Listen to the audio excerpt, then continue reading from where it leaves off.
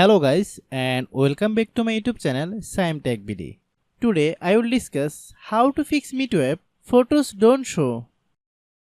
I have a request, if you are newer to channel, please subscribe and stay with us. Click settings, click apps, click app management, find MEETO app. Click MEETO app, click storage use, then click clear data. Click back, then click about. Click storage, then click clean up.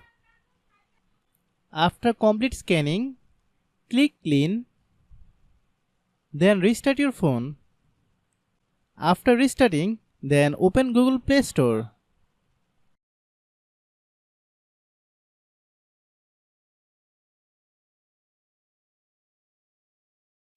Click search bar, then type MEETO app.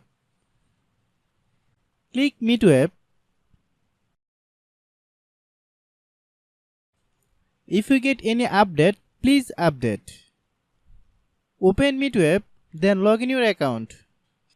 If your problem is not resolved after following all the steps, then understand that the server is down now. Try after few hours, it will be fine. I have a request, if you are newer to channel, please subscribe and stay with us. By watching my tutorial for more tech videos, you can subscribe.